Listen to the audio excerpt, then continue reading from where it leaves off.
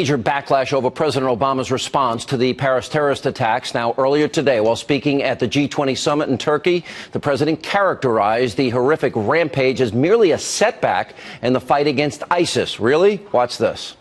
We have always understood that this would be a long-term campaign.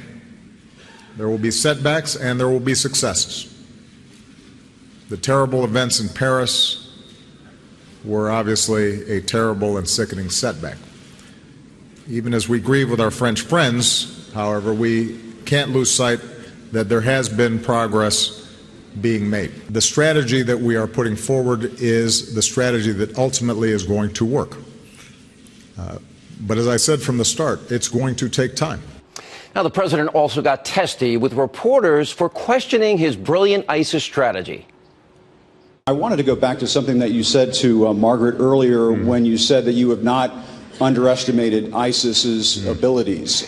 This is an organization that you once described as a JV team. I think a lot of Americans have this frustration that they see that the United States has the greatest military in the world. It has the backing of nearly every other country in the world when it comes to taking on ISIS. And I guess the question is, and if you'll forgive the language, is why can't we take out these bastards? Well, Jim, I just spent the last three questions answering that very question. So I don't know what more you want me to add.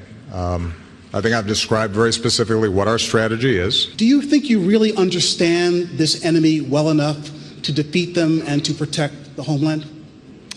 All right, so this is another variation on the same question. And I guess let me try it one last time. Yeah, why can't we take them out, Mr. President?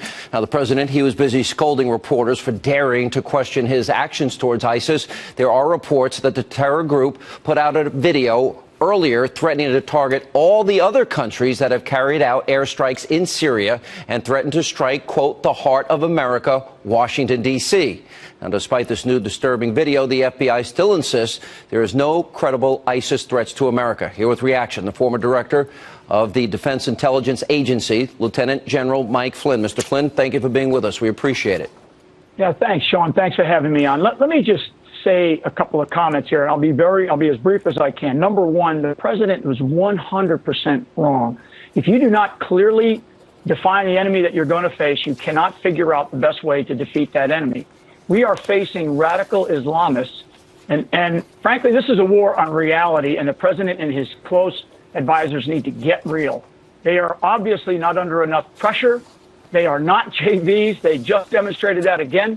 And they will absolutely attack again in places like London, in places like Berlin, in places like New York, in places like Washington, D.C. They're very, very well organized. This is the problem of letting the world go to hell and assuming it won't come back to bite you in the rear end. And our frankly, and I'm going to be very candid here, Sean, our amateurish foreign policy has its own place of responsibility in the mayhem that we are seeing right now. The president to stand there and say that our strategy is working against this vicious, vile enemy is absurd. It's absolutely absurd. And I'm stunned at his press conference today and the way he characterized this brutal attack, this brutal 9/11 style attack in Paris as a setback. Well, I agree wholeheartedly. We really appreciate your insight and being with us tonight. Thank you, sir.